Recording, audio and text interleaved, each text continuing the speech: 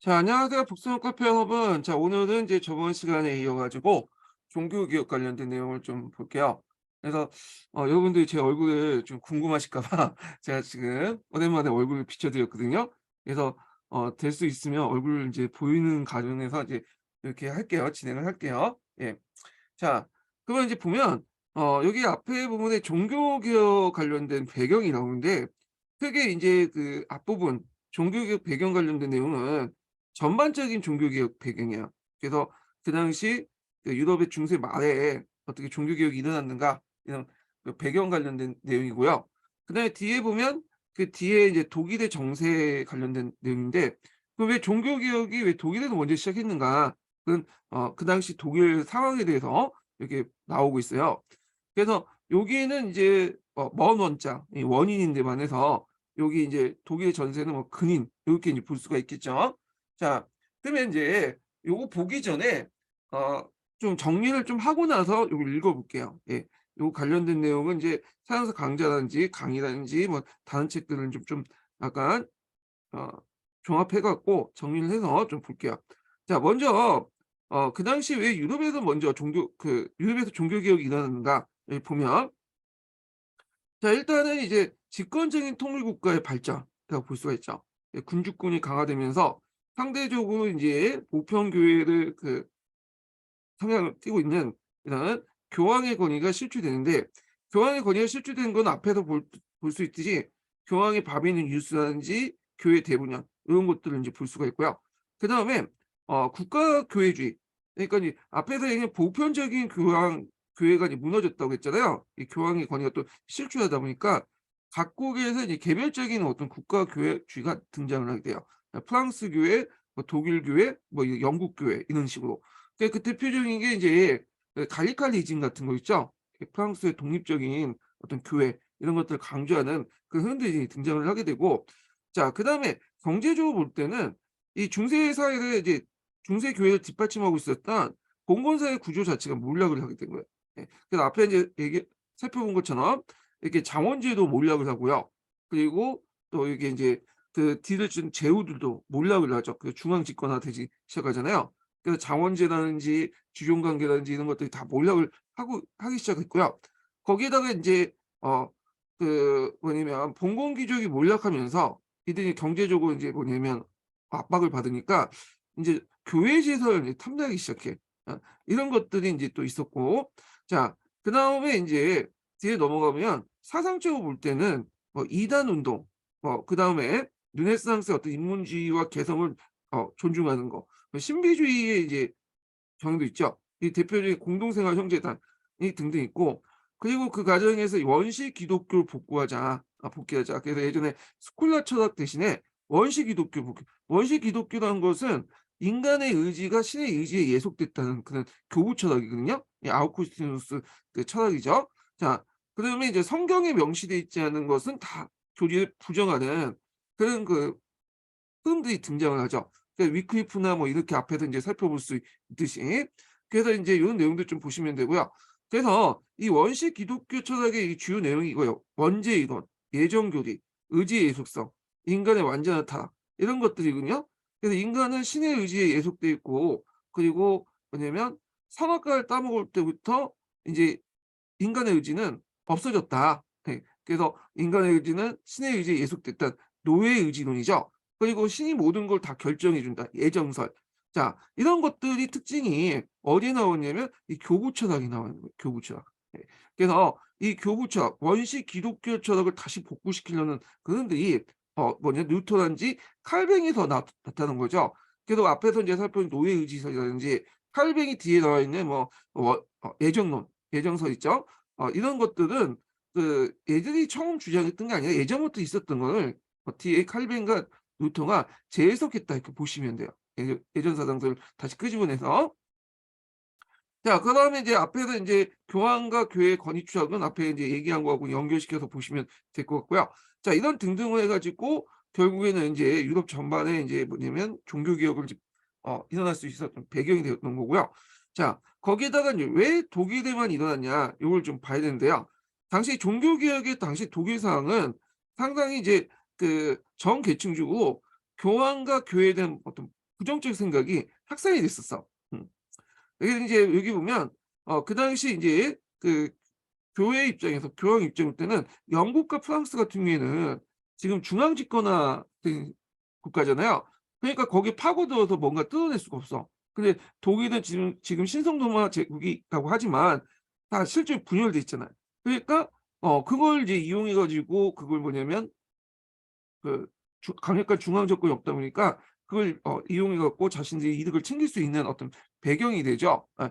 거기에다가 그 당시 신성로마 제국의 황제였던 카일 5 세는 상당히 친교황적이었어요. 그 이유가 뭐냐면 그 당시 인제 신성로마 제국은 반려 왕조와 어떤 세력 다툼을 하고 있었거든요. 그러니까 교황을 자기 편으로 끌어들여 가지고 뭔가 어 기반을 만들려고 했어요. 그러다 보니까 상당히 친교황적이었다는 거. 그에 대해 대비했던 이제 뭐냐면 그 귀족들은 당연히 독일 제국은 반대할 수밖에 없겠죠. 그래서 거기 정세를 쭉 보면 그 당시 이제 교황하고 황제가 이제 협조적인 체제를 가지고 있었던 게 뭐냐면 그 당시 유럽 패권을 둘러싸고 그 당시 그 프랑스 1 세 그러니까 반려왕 왕조와 카를 5 세의 황제 간의 대립이 있었어. 합스부르크와 그다음에 반려왕과의 어떤 대립이 있었고 특히 인제 이 과정에서 이탈리아 문제를 둘러싸고 이탈리아가 이탈리아 전쟁을 이제 뭐냐면 펼치게 되죠. 자 그러니까 인제 황제 입장일 때는 교황의 어떤 협조를 필요했던 거고요. 그러니까 인제 황제하고 교황이 한 편을 먹으니까 자 여기 프랑스와 1 세의 입장일 때는 뭐예요? 황제와 교황이 적이 되겠죠. 대립적인 입장이고 자 그 밑에 보면 독일 국내에서 인제 정치 세력들 보면 자 루터가 딱 등장했잖아요. 루터는 인제 그 황제의 어떤 그 정책에 대해 반대했던 사람들이 많았어요. 중앙 집권 반발 그다음에 교회가 인제 교회세를 유출을 했다 이탈리아 쪽으로. 그러니까 독일 제국의 상당수가 물론 다는 아니지만 이 루터에 대해서 호의적이고 협조 관계를 뭐냐면 유지하고 있었고 그 농민 입장일 때는 그 당시에 인제 뭐 교회로부터 압박을 받았죠. 11 세 같은 것도 내야 되고 등등 해 갖고 당연히 또 루트와 이렇게 연결될 수밖에 없죠. 또 루트의 만인사제주의 이런 것들이 농민들에게 상당히 와닿았던 거야. 이런 등등 해 갖고 이렇게 농민, 루터, 독일 제국 간의 어떤 이런 그 연대 관계가 형성이 됐던 거고요. 그리고 프랑스와 1세 입장 프랑스 1 세뿐만 아니라 후에 인제 뭐 부르본과 그 역대 뒤에 인제 왕들 입장 올 때는 요걸 이용할 필요가 있겠죠. 얘네들은 비록 카톨릭을 인제 믿고 있고 자국 내 종교 개혁의 운동에 대해서 탄압을 했지만 얘네들 입장 올 때는 일단은 국외적인 대외 관계에 침략 올 때는 어 신성로마 제국과 이 대립하는 과정에서 당연히 이들을 지지할 수밖에 없겠죠. 그래서 그 당시 얘네들은 국교임에도 불구하고 신교들 독일 제국을 지원해 주는 그런 것들이 30년 전쟁까지 쭉 지속이 되는 거예요. 예. 그래서 인제 이런 구도가 있다는 것 좀 기억을 해 두시면 될 것 같고요. 자 그러면 인제 내용을 볼게요. 새로서 개론 내용. 자 종교 개혁이 일어나게 된 역사적 배경에는 중세 말의 유럽 사회의 전면적인 변화 과정 속에서 이를 찾아야 할 것이다. 왜냐하면 중세 카톨릭 교회의 졸튼, 시튼, 중세 봉건사에 밀접하게 되었고 봉건사의 붕괴는 곧 카톨릭 교회의 중세적인 어떤 독립 기반을 붕괴한다. 그래서 인제 카톨릭 교회 자체가 지금은 아니지만 그 당시에는 중세적인 어떤 바탕을 했죠. 그래서 인제 여기에서 그 당시 국가 권력이 없어지다 보니까 국가 권력을 대체할 수 있는 그런 역할을 교회가 했고요. 그다음에 영지 같은 것들을 받아서 어떤 경제적인 기반을 삼았잖아요. 이런 것들을 바탕으로 한 게 주종제, 장원제 이런 것들인데 이런 것들이 무너지기 시작한 거야.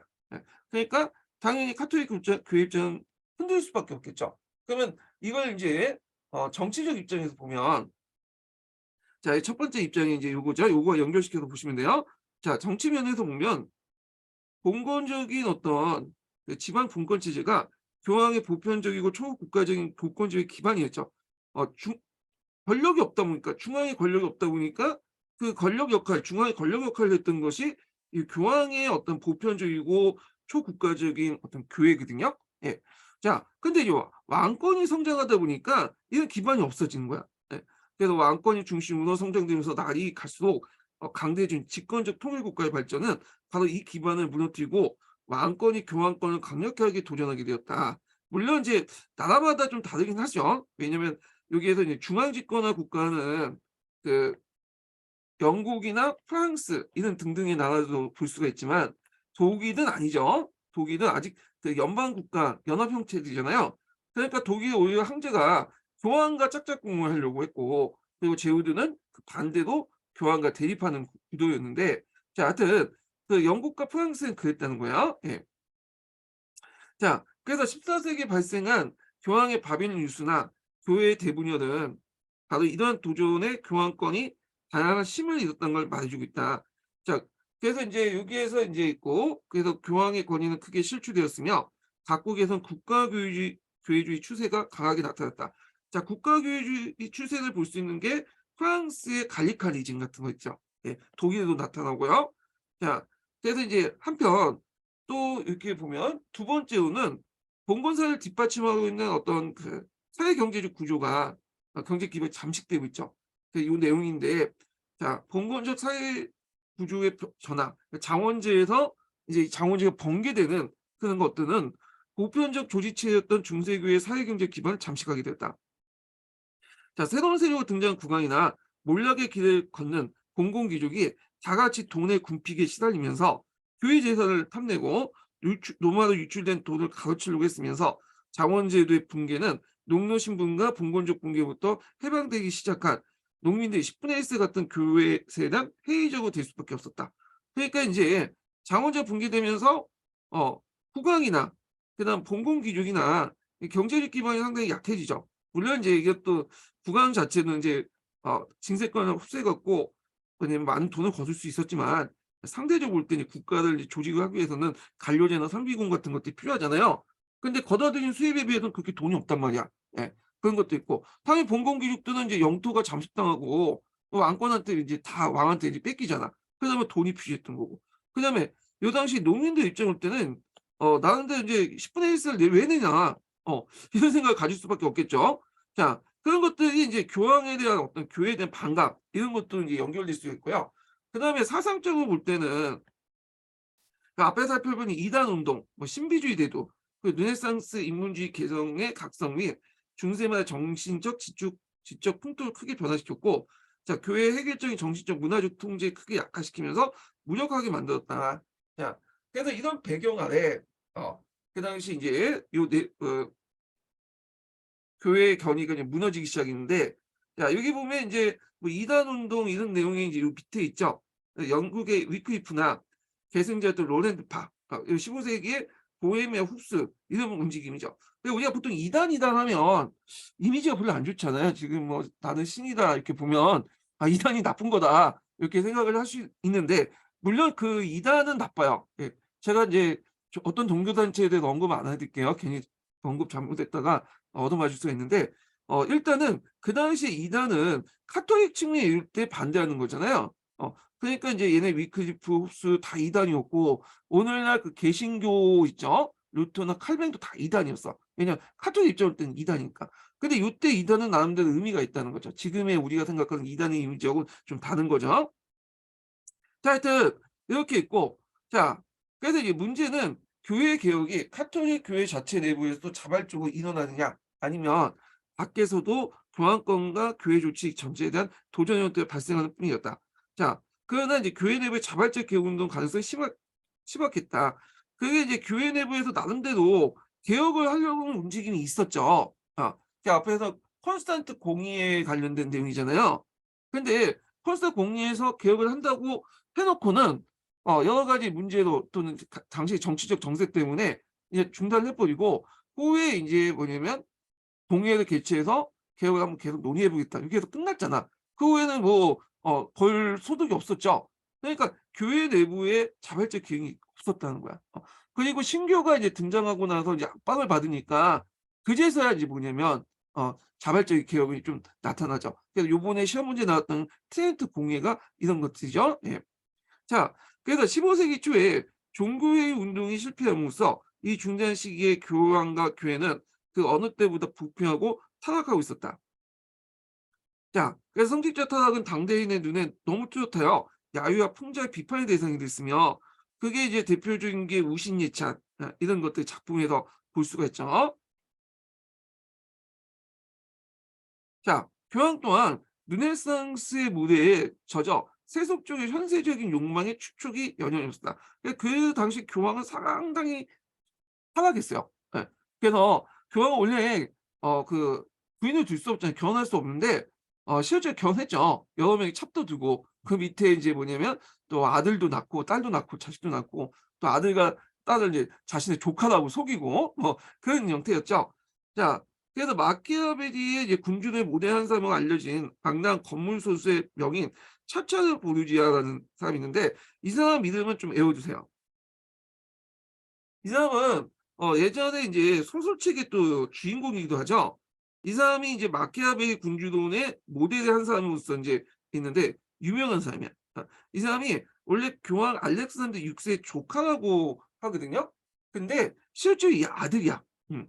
왜냐면 이제 교황 자체는 아들을 생산하지 못하죠, 원칙적으로. 그러니까 조카라고 숙인 거죠. 자, 이렇게 인제 교황이 그의 아들 조카를 행사시키는 것을 네포티즘 라고 이제 하는 르네상스의 교황청의 상식이었다. 그래서 네포티즘이라는 것은 자신의 교황을 비롯한 이제 아들 뭐 여러 가지 친인척들을 등용하는, 그래서 교황령을 통치하게 하는 이런 형태의 네포티즘이라고 이제 하나 봐요. 요게 뭐 영고자 등용주의라고 이렇게 되는데, 자, 교회 내부부터 개혁, 그것도 매우 담담한 개혁을 기대할 수 없었다는 것은 외부의 개혁과 즉 종교 개혁이 거의 필연적이다. 그러니까 내부에서 개혁을 못 하니까 외부에 이제 개혁이 필요했던 거죠. 예. 이런 것들 좀 기억을 해 두시면 될 것 같고요. 자, 그다음에 인제 요게 이제 독일의 정세는 독일에서 왜 종교 개혁을 먼저 시작했는가 그 배경이야. 요 관련된 내용을 보면, 자, 그러면 종교 개혁은 유럽의 어느 곳이든 일어날 가능성이 있었다. 실제로 15 세기 말 르네상스 중심이었던 필렌체에서 요 사브나 놀라라는 사람이 있어. 이 사람 이름은 좀 기억을 해 주시면 되는데 이 사람은 신비주의자거든요.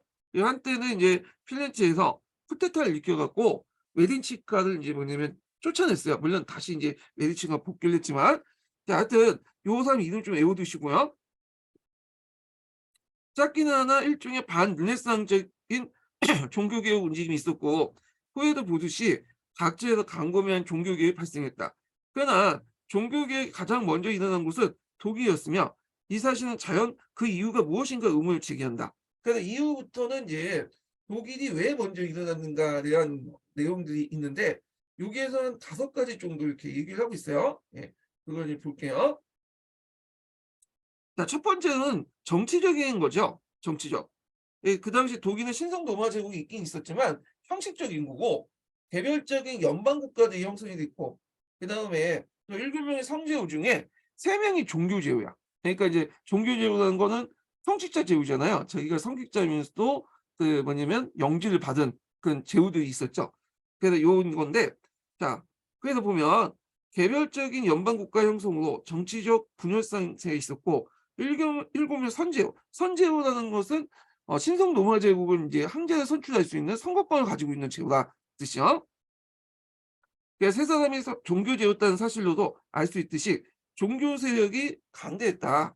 그렇기 때문에 독일은 교황청의 착취의 좋은 대상이었으며 교황청의 젖소까지 불렸다. 영국과 프랑스는 착취할 수 없죠. 왜냐면 이제 이미 강력한 왕권이 들어섰기 때문에 뭐 했는데 독일 같은 분열됐으니까 착취가 되게 좋았던 거야. 자, 이런 상황에서 독일 황제 칼 5 세가 뭔가 인제 영국과 프랑스처럼 어 교황과 좀 약간 대립적인 모습을 보여주는데 그게 아니라 이 사람은 그 당시 이제 국제 정세를 볼 때 합스부르크와 발로아 왕조가 대립을 하고 있었잖아요. 그러다 보니까 교황의 힘을 좀 지지를 받을 필요가 있었던 거야, 이 사람은. 그래서 독일 황제였던 카를 5 세가 친교황적이었던 사실은 더욱 강화되었다. 자, 오스트리아 합스부르크 왕실과 에스파냐 왕실 간의 혼인으로 카를 5 세는 그 에스파냐 카르로스 1 세였다가 1519년 독일 황제를 선출했다. 그래서 카를 5 세는 진짜 그 유럽 역사상 제일 큰 뭐냐면 영토를 가진 사람이에요. 이 사람은 독일의 신성 로마 황제이기도 하고 스페인의 그 왕이기도 하죠. 이 사람은 카로스 1 세라고도 하죠. 그래서 독일은 자기 이제 동생을 나중에 주고 스페인은 필리프 2세 자기 아들한테 넘겨줬잖아요. 근데 그 전까지 인제 이 통합된 왕국을 유지했던 게 칼 5세 때죠. 예. 그래서 이 합스부르크가가 강대한 영토를 얻을 수 있었던 게 뭐냐면 전쟁을 잘하는 것보다는 그냥 혼택을 되게 잘했어. 예. 그래서 왕실 간의 어떤 중층적인 어떤 뭐냐면 결혼을 많이 했죠. 예.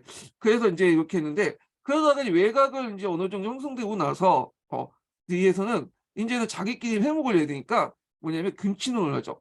그래서 합스부르크 왕들 그 황제들 보면 주걱턱이 되게 많거든요. 그 이유가 뭐냐면 근친혼 때문에. 되게 사촌들 뭐 이렇게 사촌들끼리 뭐 이렇게 결혼하다 보니까 이게 유전병이 생긴 거야. 이게 주거턱이 생기는 그 유전병 제 이름은 모르겠는데 하여튼 그래요. 그래서 특히 인제 이거 좀 약간 시험과 관련이 없는 얘기지만 독일의 합스부르크가는 좀 나중에 좀 나아졌어요. 그래 가지고 외부와 이제 결혼하고 그랬는데 문제는 이 스페인의 합스부르크가는 계속 그 자기 친족들하고 많이 결혼을 해요, 근친혼하고. 그래서 이제 그 뒤에 보면 필리프 2 세 보면 좀 약간 주걱턱이 나오고 그러잖아요. 근데 그러다 보니까 어떤 문제점이 있냐면 애들이 삥뽕으로 태어나는 거야. 그래 갖고 흐지부지 빨리 죽고. 그러니까 이제 나중에 스페인 입장에서 이제 합스부르크는 대가 끊겨지죠. 그래서 대가 끊어져 갖고 부르봉 왕가로 넘어가잖아요. 그래서 이제 요것 때문에 일어난 것이 뒤에 나오겠지만 그 뭐냐면 왕위 계승 전쟁 때문에 일어난 것이 이제 스페인 왕위 계승 전쟁 관련된 내용인데 자 하여튼 그래요. 그래서 혼택을 되게 잘해서 상당히 넓은 영토를 확대했다. 뭐 시험 문제에 나오진 않지만 배경 지식을 좀 알아두시고요. 자 그는 유럽 내에서뿐만 아니라 오스트리아, 보헤미아, 체코 지역이죠. 에스파냐, 남부 이탈리아, 시칠리아, 네덜란드를 영유한 강대한 군주였고 하나의 거대한 제국을 건설 형세였다. 자 이에 대해 강력한 저항과 반격을 가한 것이 앞에서 이제 반려 왕조의 프랑스 1 세였다. 이 두 사람의 대립으로 특히 이탈리아 패권 쟁탈에서 격심했고 그 당시 이제 철저한 가톨릭 에스파냐 왕실 출신이었던 모우의 영향도 있겠지만 카를 5 세는 프랑스 1 세를 물리치고 이탈리아 패권을 장악하기 위해서 친교황적이었다. 그래서 이렇게 인제 프랑스하고 이탈리아가 오랫동안 그 이탈리아 패권을 둘러싼 전쟁을 이탈리아 전쟁이라고 하거든요. 그래서 인제 요거 좀 약간 볼게요. 자 이탈리아 전쟁을 오랜 동안 했다가 결국에는 인제 뒤에 마드리드 조약이나 상브레 조약을 통해서 또는 카토 캄브레시 조약을 통해서 이제 어느 결과를 갖죠. 이 영토 조정을 했는데 프랑스는 메치, 트로, 베르댕의 주교구를 보유했으나 이탈리아, 네덜란드, 스페인 등의 영유권을 포기를 했고요. 그리고 합스부르크 국가는 결국에는 자기가 원하는 이탈리아된 지배권을 확보했다는 거. 예. 그래서 인제 이 과정에서 이 싸움에서 독일에서는 프로테스탄트 세력이 강화되고 이탈리아 국가적 통일 지원이 제한됐다. 독일의 황제가 좀 정신 차리고 국내 문제에 관심이 있었는데 항상 그 예전부터 그랬지만 이탈리아 문제에 관심이 있다 보니까 독일 국내 통일도 힘겹고 그리고 그 과정에서 이제 프로테스탄트 공조가 더 확대됐죠. 예. 또 이탈리아 또 국가적 통일로 지연됐다는 걸 좀 기억을 해 두시면 되고 그래서 인제 요런 내용들 기억을 해 두시면 될 것 같아요. 예. 다시 인제 또 넘어갈게요. 아이고. 자 그래서 인제 있고 그다음에 이러한 카를 5 세에 그 대한 세 번째 인제 배경이죠. 카를 5 세에 대해서 그 독일 내 연방 군주들은 그들의 독립성을 침해할 걸 우려하여 반항적인 입장이 있었다. 그들은 다른 군주와 마찬가지로 재정 궁핍기에 대해서 시달렸고 독일의 돈이 노마로 흘러가는 것에 분노를 느꼈으며 강대한 교회 재산에 대해서 몹시 탄하고 있었다. 그래서 그렇다면 그들은 독일 근대를 촉진시킨 기수 역할을 담당할 존재는 되지 못했고 오히려 봉건주의 변신은 오히려 봉건적 성격을 강화했다. 제후 변신으로서 오히려 봉건적 성격이 강했다. 이렇게 있죠. 근데 하여튼 이들은 봉건적이었지만 결국에는 이제 칼 5 세에 대항하는 과정에서 새로운 친구를 만났죠. 루터죠. 그래서 이 루터의 종교 개혁 세력들과 연합을 해 갖고 칼 5 세를 공격했던 거죠. 뭐 어떤 뒤에 인제 나중에 루터가 근대적이고 얘는 봉건적인 떠나서 그래서 인제 이런 정치 정세가 있었다는 거. 자 그다음에 사회 경제적 배경을 좀 볼게요. 독일 경제가 영국과 프랑스에 비해서 그렇게 발달된 지역은 아니었어. 서유럽 지역보다. 예. 예 후진 지역이었죠. 그래서 당시 독일 경제를 뭐냐면 지배했던 것은 아우크스부르크 상인 출신으로서 독일의 국제적 대금융업자며 남부 독일과 중부 유럽의 강상 개발권을 비롯한 여러 독점권을 장악하고 있는 야곱 후거다. 그래서 후거가에 대해서 앞에서 언급을 했을 거예요. 예, 후거가. 예. 이 후고가는 상당히 이제 뭐냐면 돈이 많은 집안이에요. 금융업자고. 예. 그리고 얘네들은 이제 또 그 뭐냐면 여러 뭐냐면 상실되게 왕실에게 돈을 또 대주기도 하고, 또 교황이 나중에 얘기했지만 이제 교황의 이제 뭐냐면 면죄부 판매 대리상 역할도 했죠, 이 사람이. 자, 후고의 실력은 독일 황제 선출에 있어 카를 5세나 프랑스와 1세가 경합했을 때 카를 5세의 지원함으로써 그 황제를 단성시킬 정도였다. 뿐만 아니라 후고는 교황청과도 막대한 금융 대부를 통해서 밀착하고 있었으며 종교개혁 발달에 대한 면죄부 판매 대금도 실제로 관리한 것도 후고의 대리입니다. 요거 예.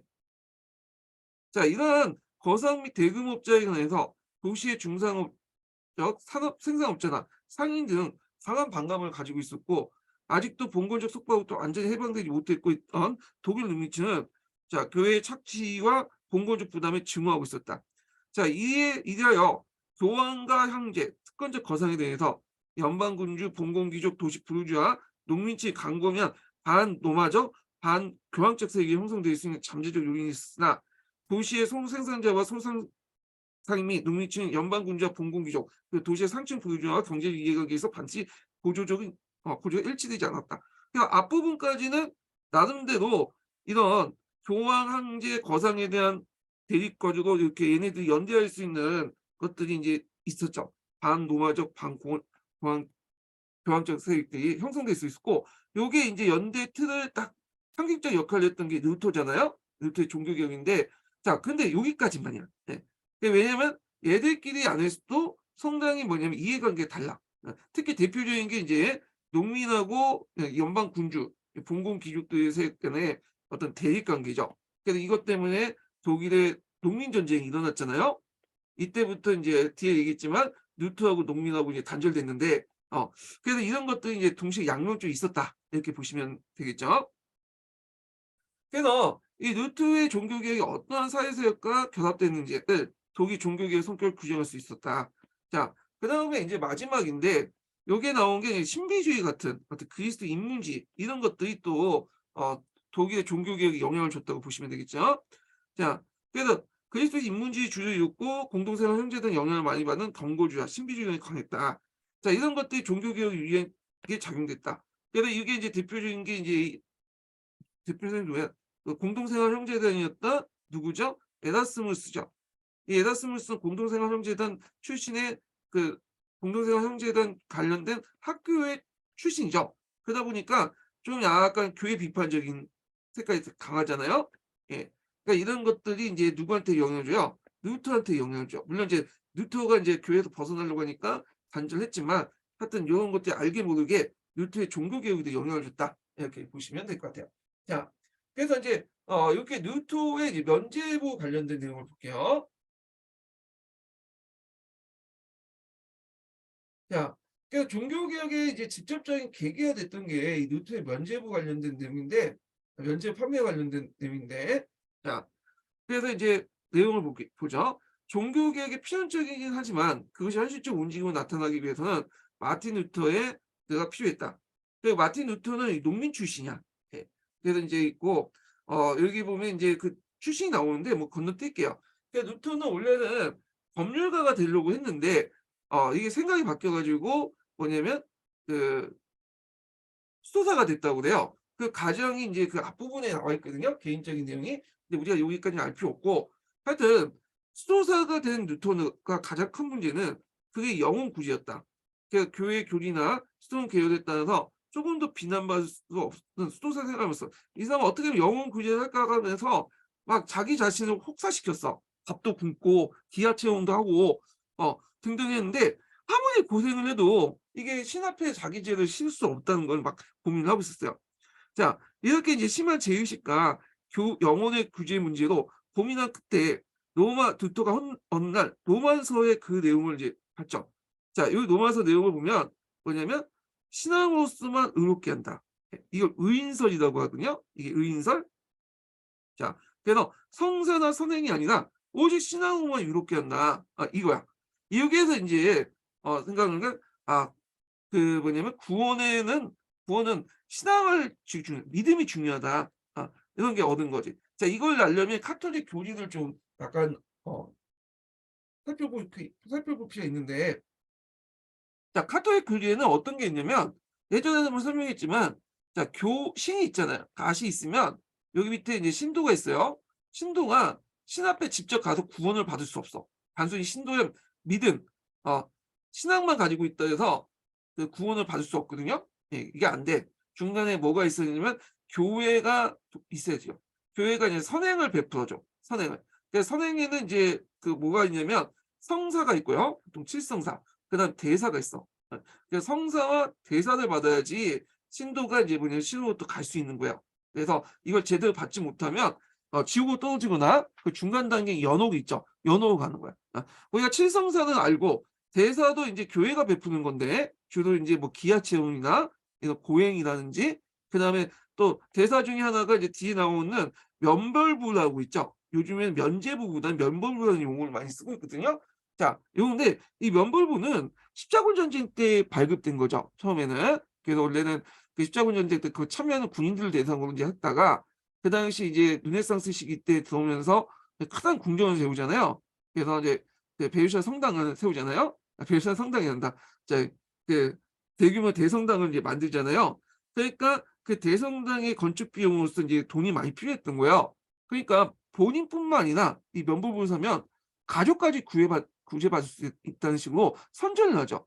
예, 특히 후거가를 통해서. 그러니까 인제 이게 큰 사회적 문제가 됐던 거죠. 예. 자 하여튼 이에 의하면 인제 이 면부부 판매는 얘 입장에 볼 때 위인서에 보면 있을 수가 없는 거지. 왜? 믿음뿐인데 신앙을 통해서만 구원을 받을 수 있는데 무슨 선행이냐. 교회 선행은 필요 없는 거죠. 그러니까 성사도 필요 없고 대사, 면벌품도 필요 없죠. 이런 걸 통해 구원을 받는 게 아니라 믿음만 가지고 있으면 신도가 꼭 신한테 넘어간다. 예. 지켜갈 수 있다. 구원을 받을 수 있다. 약간 이제 뭐냐면 신비주의하고 연결돼서 이제 생각을 해볼 수가 있겠죠. 그래서 이런 것들이 이제 루터뿐만 아니라 칼뱅의 직접 교리이기도 해요. 네. 그래서 신과 직접 직속이 된다, 교회를 거치지 않고. 이게 주 내용인데, 자 그러면 내용을 볼게요.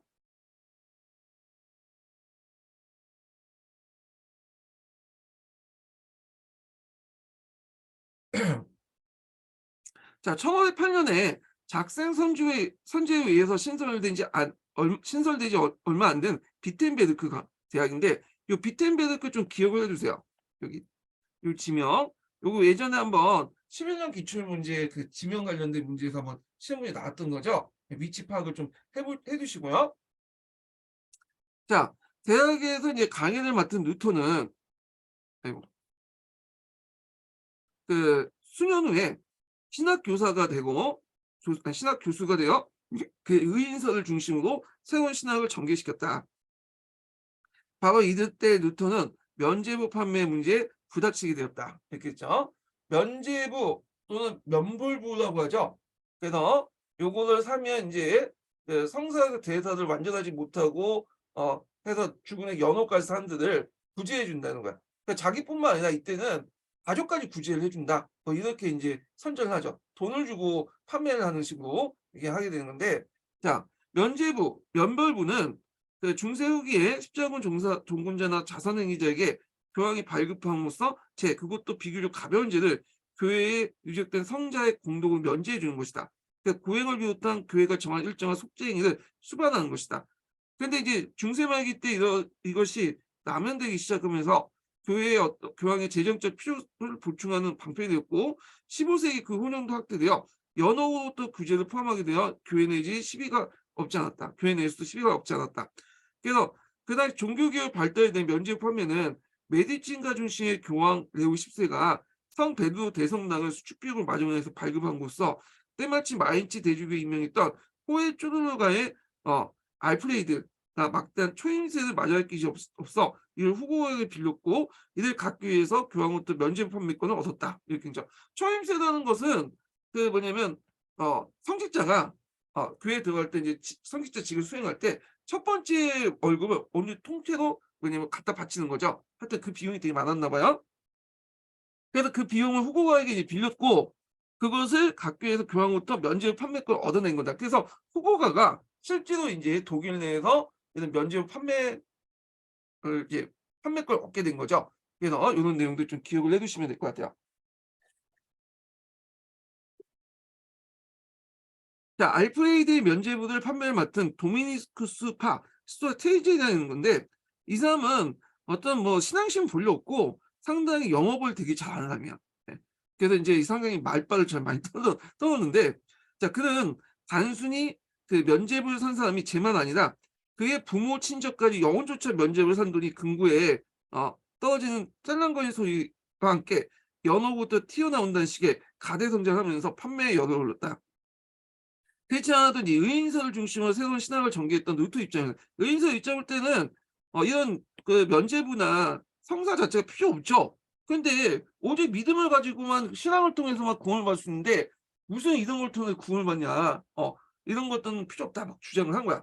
그래서 이제 루터는 1517년 10월 면죄부 판매 부당성을 지적하는 95개조 방방문을 비텐부르크 성의 교회에 제시했다. 이 비텐베르크 꼭 기억을 해 주시고요. 왜냐면 여기가 이제 이 사람이 비텐베르크 대학 어 교수였죠.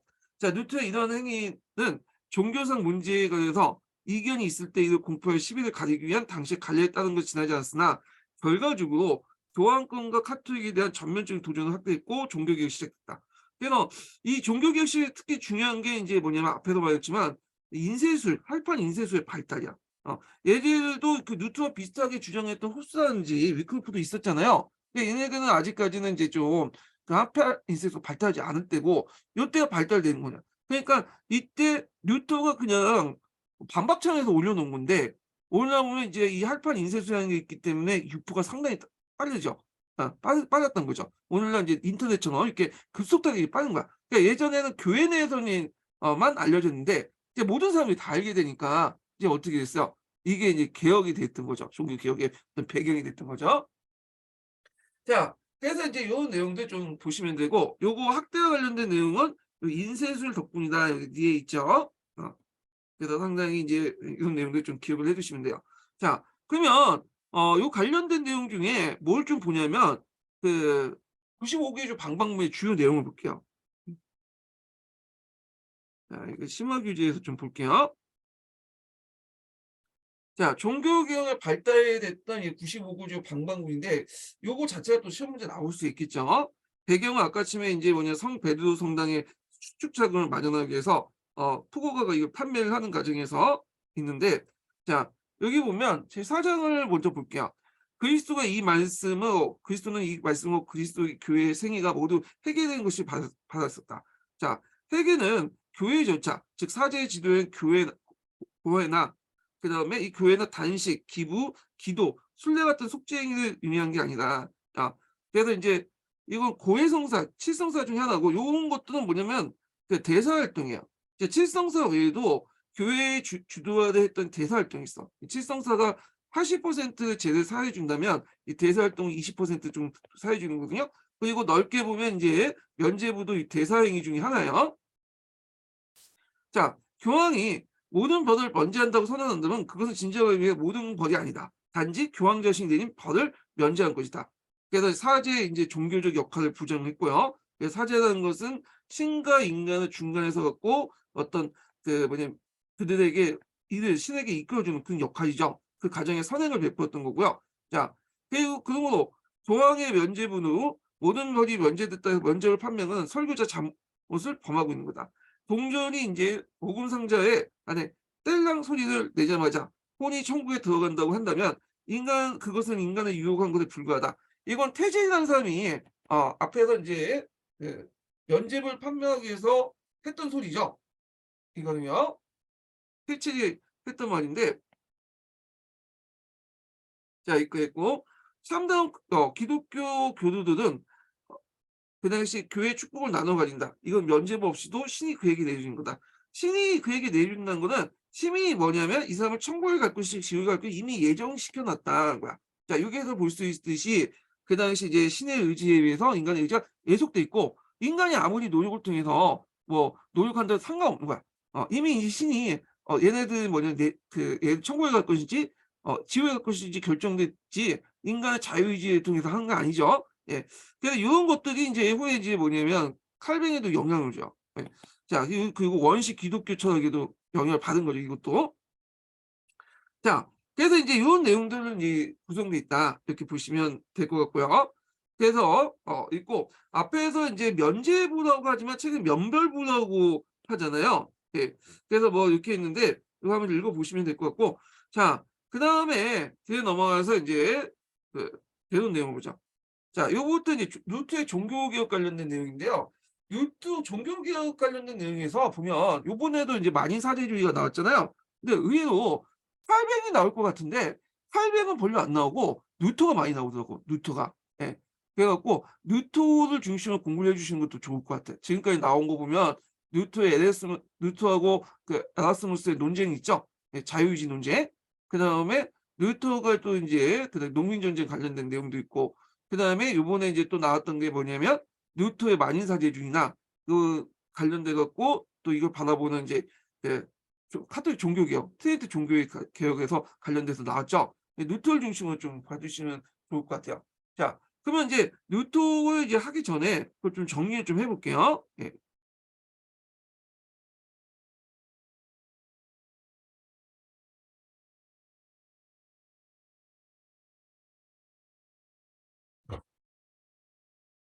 자 여기 보면 이제 여기 여러 책이 있는데 여기 보면 잠깐 정리하고 나서 좀 넘어갈게요.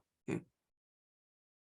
자 루터가 인제 이렇게 주장하니까 교황이 인제 루터를 불렀어요. 그 라이프치히에서 인제 논쟁을 했는데 어 그 과정에서 인제 자기 말대로 안 들어 주니까 교황이 루터를 파면했죠.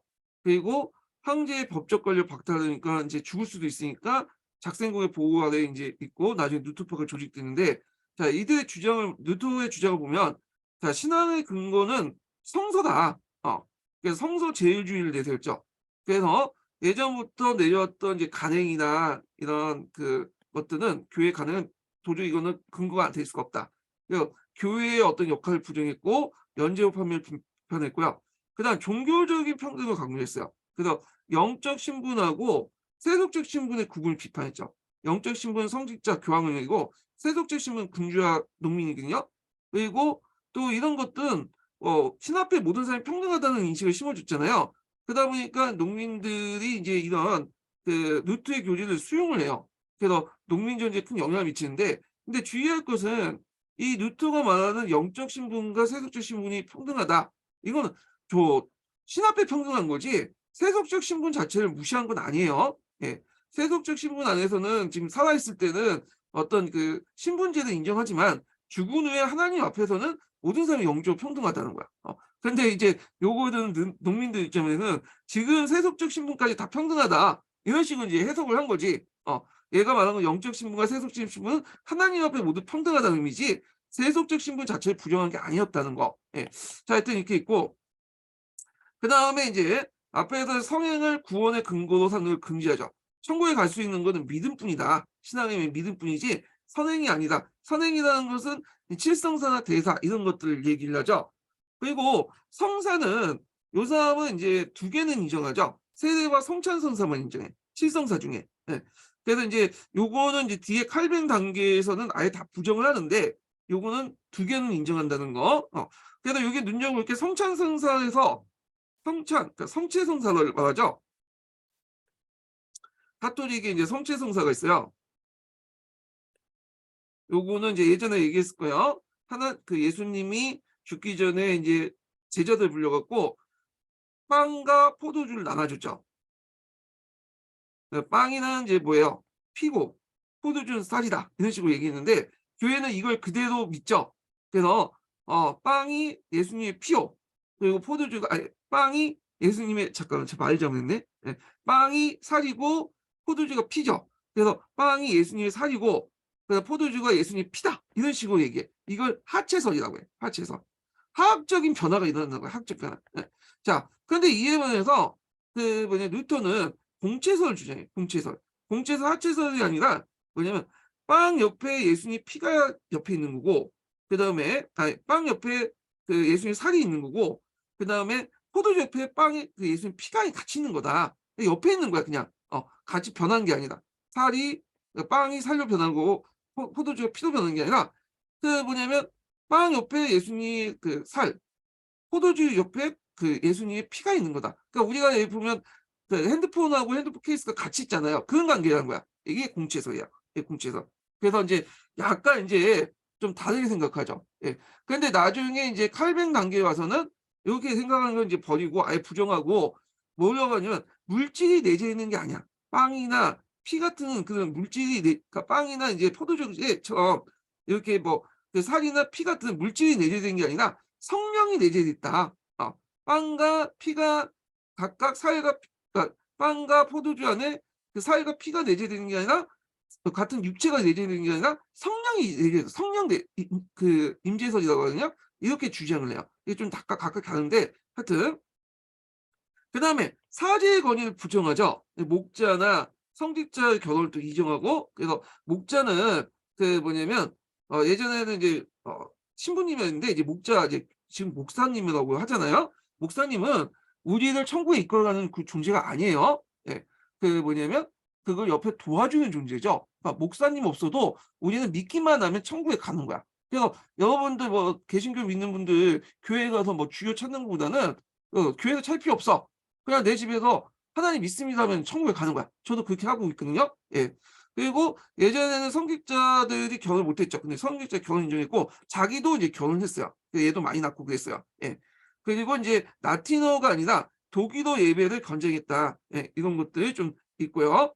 그래서 인제 요런 것들을 제가 여기 비디오에 쭉 적어 놨으니까 좀 보시면 될 것 같고 그다음에 예전에 인제 말한 것처럼 노예의존을 주장했죠. 에라스무스의 자유의존을 반박을 해서 노예의존을 강조했고 인간은 전적으로 무능력으로 타락하다. 선악과를 따먹을 때부터 악한 존재였고 인간의 예지는 신의 예지에 예속돼 있다.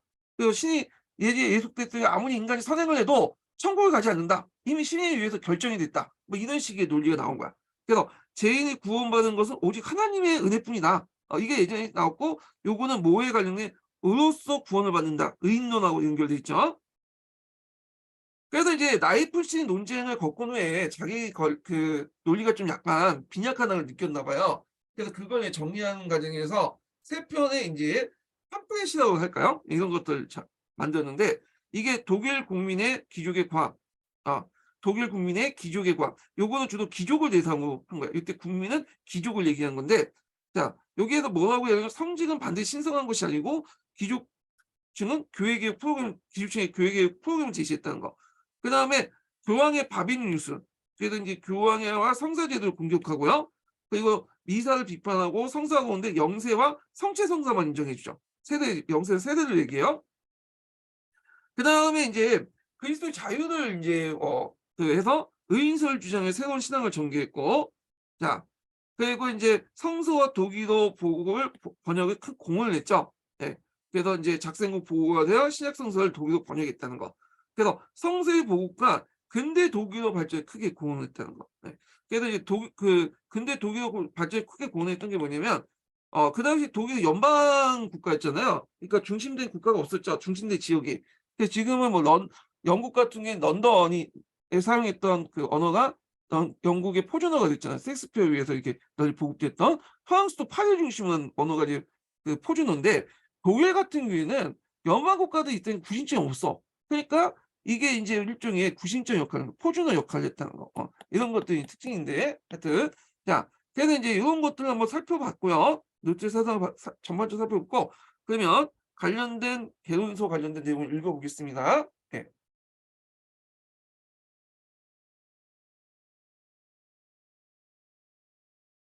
자 요거 읽기 전에 첫 번째 인증문 알려드릴게요. 첫 번째 인증문은 50 번입니다.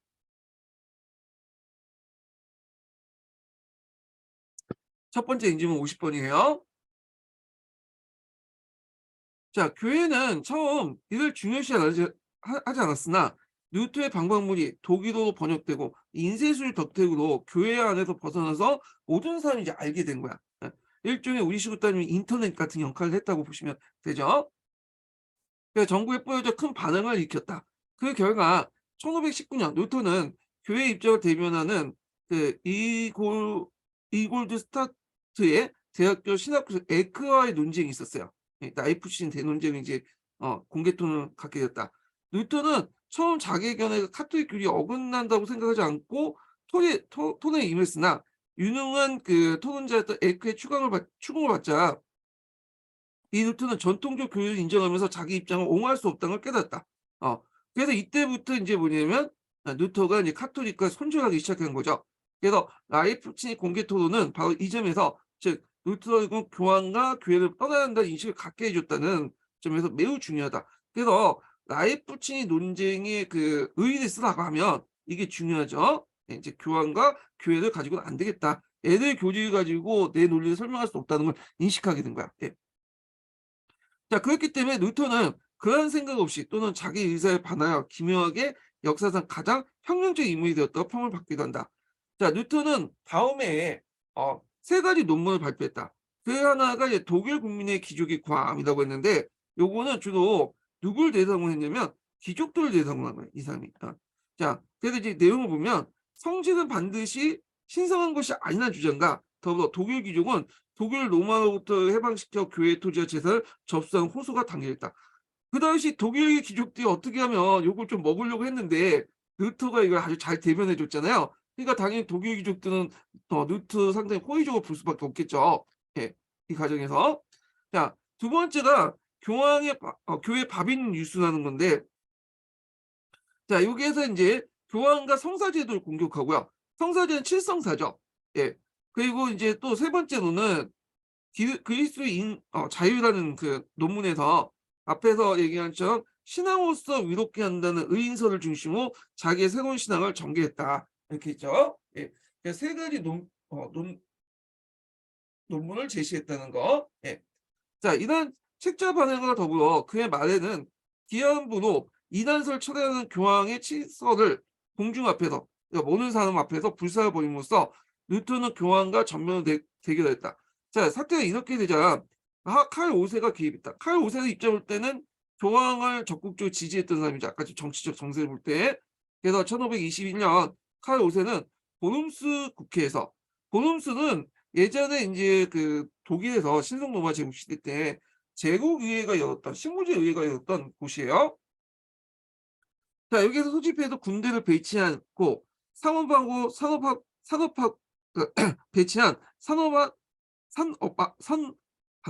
산업하고 위협적인 분위기 속에서 그 루터에게 그의 견해를 철회할 걸 요구했다. 그러나 루터는 나는 여기에서 서 있다. 난 달릴 수 없다. 라고 이제 유명한 말을 던지고, 그러니까 나는 여기에 서 있다. 나는 달리 될 수 없다. 이렇게 이제 하고 유명한 말을 던지고 황제의 요구를 단호하게 거부하였으며 황제는 루터에 대한 법의 보호를 박탈했다. 자, 이때 법의 보호를 박탈한다는 건 뭐냐?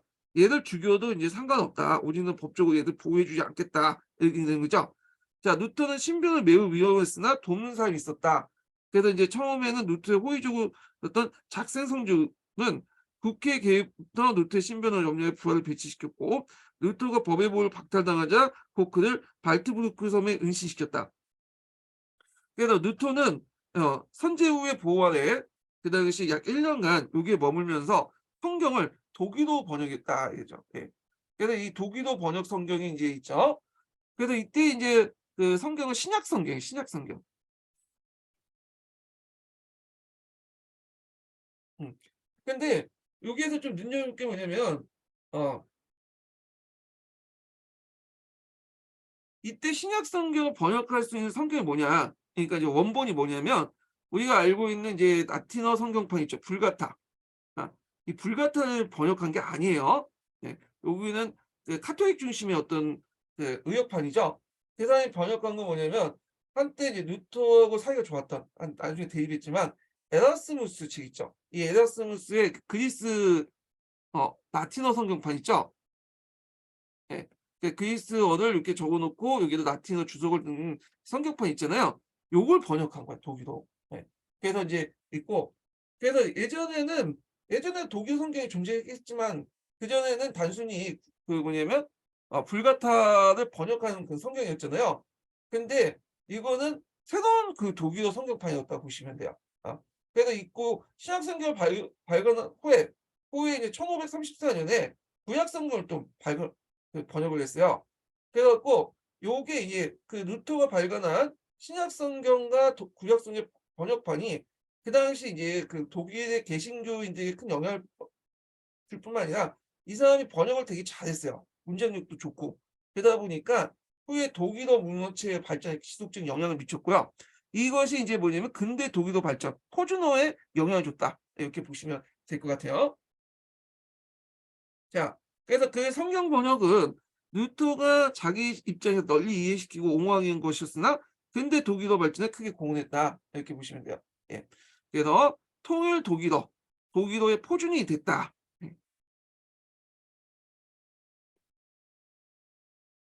자, 그다음에 이모적 이어 노트의 종교 개혁은 루터 개인에게 넘어서 전국적인 국민운동과 사회운동으로 확대됐다. 그래서 이 루터가 이제 뭐 후에 농민운동에도 영향을 미칠 거야. 그중에 또 옆에 제3파 운동에도 영향을 미쳤어. 자, 제3파는 이게 이제 뭘 왜 때문에 제3파냐면 여기에 세대를 다시 받는다는 거잖아요. 그러니까 이제 뭐냐 유아 세대를 방대하는 사람들이에요. 유아에서 받은 세대는 유아가 이제 의식이 없잖아. 자기의 어떤 의지를 통해서 받는 게 아니잖아요. 어. 그래서 그러니까 이거는 다시 받아야 된다. 그래서 유아가 어느 정도 커서 성인이 되고 나서 다시 제세 받아야 된다는 게 이 제사파 주요 내용인데 이 사람이 이거 외에도 요새 좀 가격해요. 예. 뒤에 다시 얘기했지만 이것 때문에 루터도 요들을 되게 안 좋아했어. 얘네들. 그렇지만 이 제사파 자체가 루터의 영향을 받은 것도 사실이죠. 자, 그들은 어렸을 때부터 세대는 무의식 중에 받는 거기 때문에 성년이 돼서 확고한 신앙을 가졌을 때 다시 세대를 받아야 된다. 유아 세대를 부정했던 사람인데, 자, 그거 외에도 이 사람들이 주장한 게 여러 가지가 있어요. 그건 나중에 좀 살펴보기도 하고요. 자, 그 지도자의 한 사람이었던 토마스 물추가 있어. 요거 예전에 시험문에 나왔던 사람이죠. 이 사람이 공상적 사회 건설을 주장했다. 어, 하나 확실한 증거는 없으며 그의 주된 사상 묵시론적 청렴 왕국설이었으며 최후의 심판과 신의 나라가 도래할 걸 도래가 가까워졌다고 이제 설계했다. 흔히 이제 보면 이단들이 주장했던 그런 논리가 최후의 심판이 도래했다. 후보가 일어난다. 뭐 이런 식으로 떠보는 건데 여기에서 이제 천년 왕국설이 뭐냐면 요한 묵시로에 있는 내용이야. 이게 요즘에도 최근에 난 20년 전인가 그때 후보선에 입각할 때 그래도 여기 나와 있는데 후보는 아시죠? 이 하나님 나라에 막 날아다니는 거잖아. 이게 올라가는 거. 하여튼 이끌어 가지고 가는 건데 자 요한미 묵시록이 일종의 그리스도 종말론이 인제 그 많이 들어가요. 그래서 그 당시 이제 신의 최후의 심판에 앞서 그리스도가 지상에 재림해서 1000년 동안 이 세상을 통치하고 그 뒤에 세상의 종말이 온다. 이런 논리가 인제 뭐냐면 그 천년 왕국설이야. 천년 왕국설. 네. 그래서 요 제3파도 이 천년 왕국설을 믿고 있었어요. 그러니까 인제 앞으로 쪼금 가까운 시일 내에 그리스도가 내려온다. 이렇게 하는 거죠. 약간 미륵 신화하고 좀 비슷한 요런 것들을 이제 주장을 했던 건데 하여튼 그는 농민 전쟁의 지도자로 활약했다가 체포돼 처형되었다라는 거죠. 네. 원래 토마스 무츠는 이 루터를 처음에 되게 존경했어요. 근데 루터가 인제 막 제사를 비난하고 그러니까 루터를 인제 살찐 돼지라고 하면서 욕하고 그랬거든요. 하여튼 사이가 잘 안 좋았어. 자, 그래서 인제 있고 제3파는 인제 뭐냐면 극단적 가격파야. 이 루터 입장으로도 가격파야. 그래서 여러 곳에서 이제 다양하게 나타났으며 주로 이제 제3파를 믿는 사람들은 사회 하층과 무교육자들이 많았다. 그들은 모든 기존의 질서를 반감하고 기존의 법이나 도덕령이 아니라 각자의 양심에 따라 바로 도덕과 도덕적 원칙을 주장했다. 도덕적 폐기론이야. 그러니까 도덕 자체를 인제 뭐냐면 인정하는 게 아니라 기존의 법이나 도덕령이 뭐예요? 예전에 이제 중세 시대 때 요구했던 어떤 기독교적 윤리 이런 것들을 얘기한 거죠. 이런 것들은 뭐냐 도덕이 아니다. 내가 믿고 싶은 건 곧 도덕이다. 이렇게 주장을 해요. 이게 도덕이 상당히 주관적인 거죠. 내가 믿고 싶은 건 도덕이다 이렇게 주장하고 얘네들은 또 뭐라고 이제 좀 일부 다처제 이런 것들 막 주장하고 이런 사람들이야 좀. 예. 자 하여튼 그들은 또한 이게 이제 첫 번째 얘들 주장이고 계급과 사회재산을 부정하고 그다음에 아이고 계급과 사회재산을 부정하고 신자들이 공동생활에서 공동노동과 이익을 공동분배 주장했다. 그래서 이제 두 번째 얘네들이 하층 계급 중심이니까 그렇게 주장을 했던 거고 1535년 네덜란드 출신의 재단사였던 라인데 존을 중심으로 제4파 한 집단들이 무스턴이라는 독일 그 도시를 점령을 하고 그들 공동생활을 건설을 했으나 일부 다처제를 실시하는 등 현실적으로 어려움을 야기시키고 실패한 사례도 있다. 자, 제세대파는 모든 교파로부터 왜냐면 심한 박해를 받았으며 오늘날 케이크 고독, 침례교, 메노파드 등 그들의 후예거나 그들과 관련된 가진 교파들이다. 이렇게 있고요. 그래서 제세대파도 나올 가능성이 좀 있긴 있어요. 이거는. 그래서 제세대파의 뭐 예를 들어서 뭐 주장 내용을 쓰라 이렇게 하면 요걸 좀 쓰시면 되겠죠. 이렇게. 자, 그다음에 1522년에 인문주의자로 알려졌던 후텐과 그다음에 지킨게는 등 중심으로 제국기사 반란이 일어났어요. 자, 그래서 이것도 일종의 루터의 영향을 받았다고 이제 보시면 되겠죠. 제국기사는 황제 직속의 독립적 영주되었으나 봉건사의 붕괴와 연방국가의 성립 과정에서 몰락의 길을 걷고 있었다. 그리하여 그는 루터의 종교개혁의 기회로 루터를 지지하면서 과거에 연강된 독립적인 지위를 회복하려고 하셨다. 그러나 그들의 시대는 이미 지나가고 있으며 연방군주의에서 곧 진압되었다. 이렇게 보시면 돼요. 예. 그리고 이게 딱 보면 앞에 있는 제사파나 그다음에 여기 제국기사 반란들이나 후에 농민전쟁이나 다 뭐냐면 뉴턴을 영향을 받고 그들을 처음에 지지하고 그냥 일어났는데 뉴턴 자신이나 그리고 제후들은 이걸 별로 안 좋아했어. 얘네들 다 뭐냐면 버림을 받았다고 할까요? 예. 그렇게 이제 하죠. 뉴턴의 영향을 받았지만 뉴턴한테 배신을 당했다. 물론 뉴턴가 뭐 하고 뭐 죽인 거 없죠. 자기들 영향을 받았고 그냥 공개한 것뿐인데. 자, 하여튼 그래요. 자, 그다음에 또 이게 보이는 게 이제 농민 전쟁이야. 이거 되게 중요하죠. 보통 중요하다고 하는 거는 기초에 나왔기 때문에 중요한 거예요. 이명에서는. 자, 이 농민 반란 관련된 내용인데 요거 보면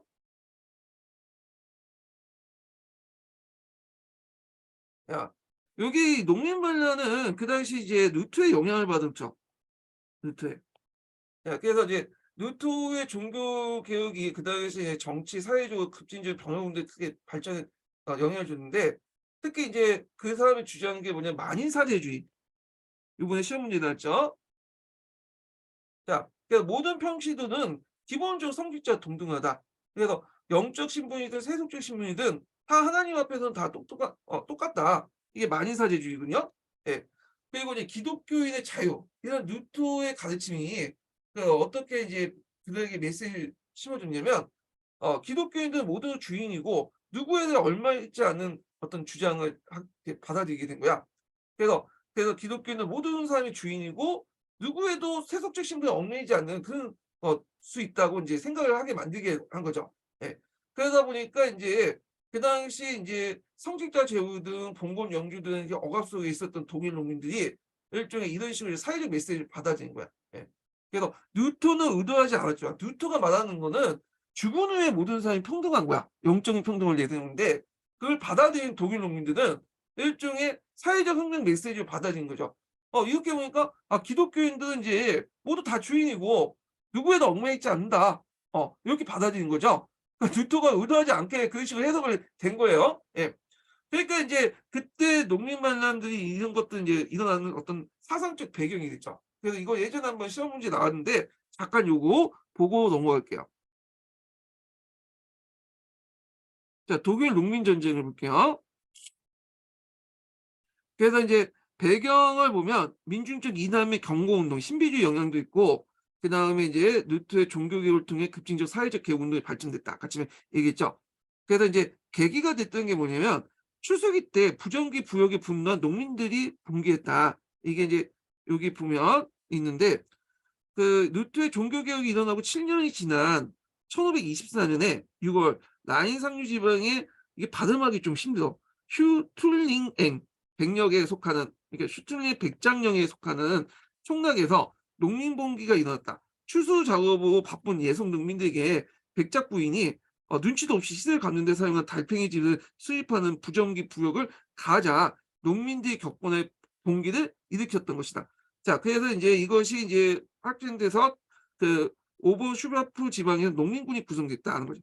물론 이거는 하나의 이제 발단이 됐던 거고 실제로 불만이 쌓였겠죠. 폭발된 거고 거기에다가 이제 앞에서 루터의 종교개혁의 어떤 메시지도 이렇게 이제 영향을 줬겠죠. 예. 자, 그래서 주장을 보면 주장 내용이 예전에 시험 문제 나왔어요. 극단적 복음주의 복귀, 기독교 공산주의 주장, 신합의 모든 사람이 평등하다. 그래서 있는데 이게 이제 처음에 이제 봉기할 때 뉴턴은 농민들을 지지해주는 입장을 보인 것 같아. 나도 이제 농민의 자식이다.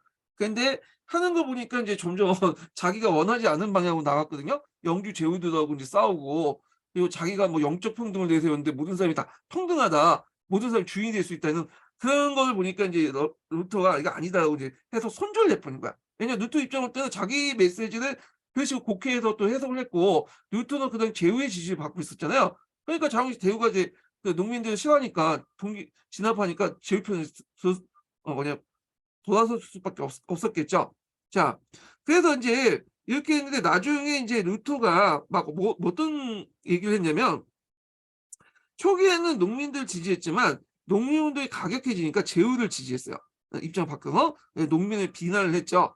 그러다 보니까 인제 어떤 소리까지 했냐면 자 여기 이게 강도와 살인의 농민 무리에 대항해서 인제 루터가 얘기했던 건데 "얘네들은 아주 악마 같은 놈들이다. 미친 개를 죽이지 않으면 안 된다." 미친 개가 뭐예요? 농민들이죠. "그 개를 때려 눕히지 않으면 오히려 당신과 온 지역에 물려 죽을 거야. 미친 개는 몽둥이가 약이다." 이런 식으로 얘기를 한 거야. 자 그러니까 인제 루터의 말 듣는 농민들이 큰 실망을 느낄 수밖에 없잖아요. 결국엔 농민층의 지지 상승이 일어나고 결국에 요 그 농민 반란이 일어났던 남부 독일 같은 경우에는 이 당시 다시 카톨릭으로 돌아와요. 루터 주장은 루터교가 안 받아들인 거죠, 신교를.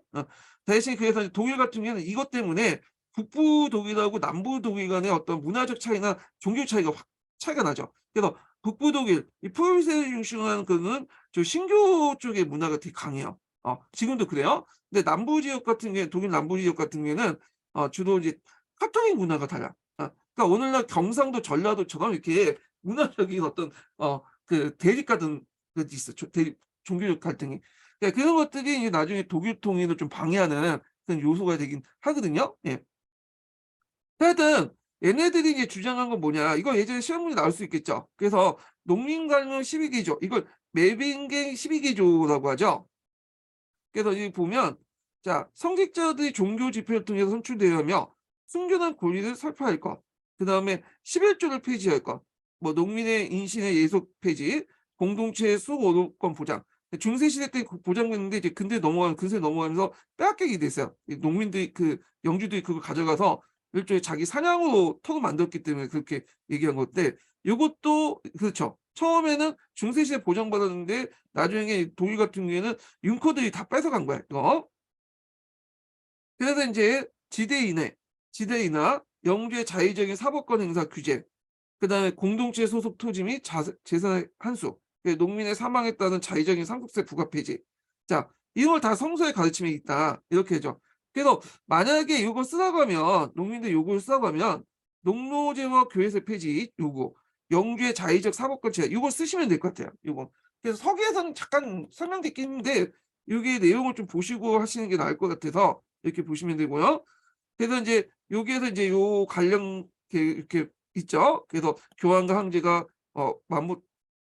맞먹고 독일제와 루터가 서로 이제 맞먹으면서 슈마카트 전쟁이 나고 뒤에 있지만 독일 농민하고 이제 루터가 결별되면서 농민 전쟁이 나는데 농민세가 이탈하면서 루터교가 독일 북부 세력에 한정됐다. 이렇게 보시면 돼요.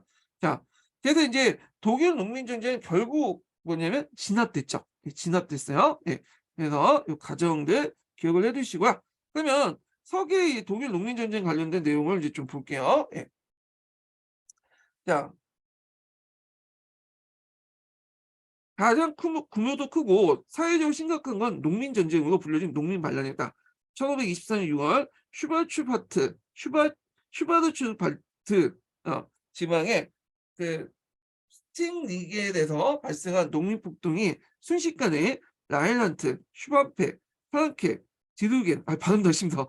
남부 독일 일대로 확산되면서 농민 반란이 부르기에는 너무나 규모가 큰 그게 농민 전쟁을 부르게 된 대규모 반란이 일어났다. 그러니까 그들의 요구는 지역에 따라 약간씩 달랐으나 가장 대표적인 것이 메빙게의 사람들이 12개조를 12개조로서 그 메빙게 그 핵심 내용은 농노제 폐지와 그다음 봉건적 부담의 경감 그다음에 10분의 1 세는 교회 착취와 경감 내지 철폐였다. 자, 이 반란에서 빈농뿐만 아니라 분홍도 참가했으며 그밖에 강상 노동자와 도시의 소시민 및 빈민들도 강금에 참여했다. 그러나 그들의 절제한 지도자를 알지 못했고 이게 뭐 그들의 한계라고 볼 수가 있죠. 그래서 지역에 따라 온건파와 가극파의 서로 이해관계가 달라 공동 정선을 건설하지 못했고 연방군주를 비롯한 제후들 가차없이 반거 다음에 진압했다. 한계. 그리고 이때 이제 앞에서 얘기한 그 여기 있죠. 이 농민 전쟁에 누가 참여했냐면 앞에서 언급했던 토마스 무초도 참여했어요. 예. 왜냐면 이 사람 입장에서 이제 이 농민 전쟁을 중에 천년 왕국의 어떤 도래라고 이제 징조라고 해석을 한 거야. 그래서 이렇게 참여를 했던 거고 그 참여하는 과정에서 또 그 제후들하고 싸우다가 잡혀서 죽게 돼요. 이 과정에서. 자, 그다음에 여기부터는 이제 루터하고 농민운동 간의 관계를 이제 볼 수 있는데 보면 자, 루터는 농민의 아드님을 자랑했고 반란을 일으킨 농민들은 루터의 지지를 기대했다. 그러나 그는 농민 반란을 지지하지 않을 뿐 아니라 처음에는 호의적이었다가 나중에는 이제 돌아섰죠. 오히려 적극적으로 반대했고 반란자들을 그 미친 개를 잡듯이 때려잡으라고 경고했다. 자, 루터에게 있어서 무처 같은 지나친 강승이죠. 아까 토마스 무처가 그 여기 농민 반란에 참여했다고 했죠.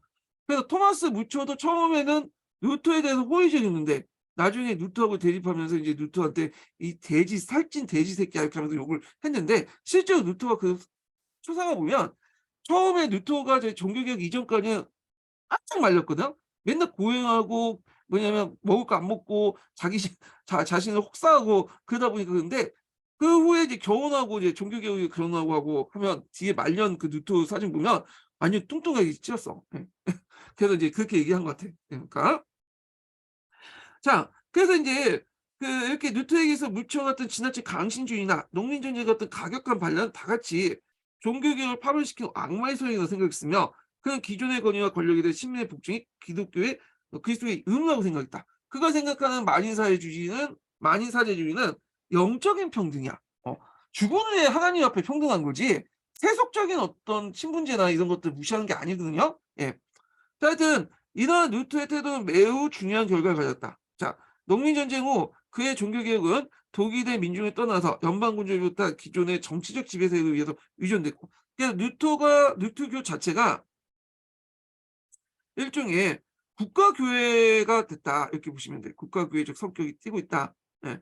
그리고 여기 있죠. 이 뒤에 루터파 교회를 그 국가에 종속시킨 결과를 가졌고요. 여기는 안 나왔지만 다른 책에서는 어 이 농민 전쟁 이후 남부 지역이 어디로 해기됐죠? 카톨릭으로 해기돼서 북부 지역만 한정된 거예요, 이제. 그 누트교나 이 신교도 지역이. 요런 것도 이제 같이 기억을 해 주시면 될 것 같아요. 예. 그래서 이렇게 있고 자, 그래서 인제 요 내용인데 요거 관련돼서는 이제 319 페이지 잠깐 넘어가 볼게요. 예. 요게 뒤에가 이게 있어. 어. 그래서 여기 보면 농민전의 영향이 같이 서술하면 좋은데 여기 뒤에 있더라고요. 그래서 농민전쟁의 영향으로 남부 독일은 카톨릭을 담고 루트파 교회는 대체로 북부 독일에 채택되었으며 덴마크, 스웨덴, 노르웨이의 군주는 또한 루트파를 받아들였다. 예. 그래서 이제 여기 보면 이제 뒤에 얘기했지만 덴마크라든지 스웨덴 이들이 이제 30년 전쟁에 참여했죠. 물론 이제 이들이 참여했던 게 종교 외에도 일종의 인제 뭐냐면 발트해 연안의 어떤 패권을 둘러싸고 거기 주도권을 장악하기 위해서 참여한 것도 있거든요. 하여튼 이들 나라가 이제 뭐냐 루트파 나라들이야. 예. 그래서 이런 것도 좀 기억을 같이 해 주시면 될 것 같아요. 자, 그러면 아우크스부르크 종교 화해 관련된 내용은 좀 쉬었다가 진행을 하겠습니다. 예.